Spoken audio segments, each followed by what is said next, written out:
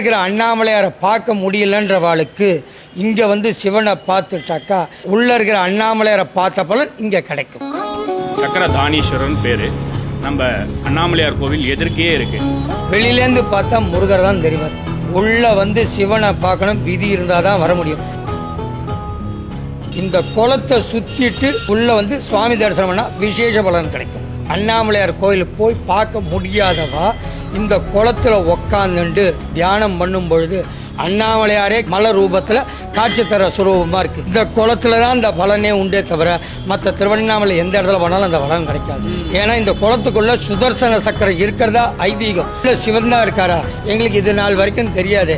இந்த சிவனை பார்த்ததில் எங்களுக்கு பெரும் சந்தோஷம் மகிழ்ச்சியாகவும் இருக்குது. பிரம்மோத்சவம் நடக்குது பாருங்க, கார்த்திகை தீபம் நடக்குது இல்லையா, அந்த பிரம்மோத்சவத்தப்ப தேருக்கு சுவாமி இந்த கேட் வழியா நம்ம சக்கர குளம் வழியா தான் வந்து சுவாமியே உள்ள போவார். சுவாமியே வந்து நம்ம சக்கர குளத்தை ஒரு நட பாக்குறது ஐதீகம்.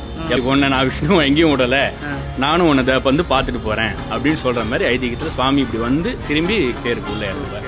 அந்த டைம்ல அங்கேயும் இதே சமயம் இந்த ஊர் மக்களே போக முடியாத இருக்காங்க இல்லையா, அவங்களும் வந்து நம்ம நந்திகேஸ்வரர் உள்ள அபிஷேகம் பார்த்துட்டு சுவாமி அபிஷேகம் பார்த்துட்டு 6 மணிக்கு நம்ம எல்லா நிவேத்தியெல்லாம் பண்ணி பிரசாதத்தை வாங்கிட்டு ரொம்ப சந்தோஷமா இருக்கும். சுவாமி நாங்க இது வரைக்கும் நம்ம ஊர்ல இருக்கிறவங்களுக்கே இந்த கோயில் அவ்வளோ தெரியாது.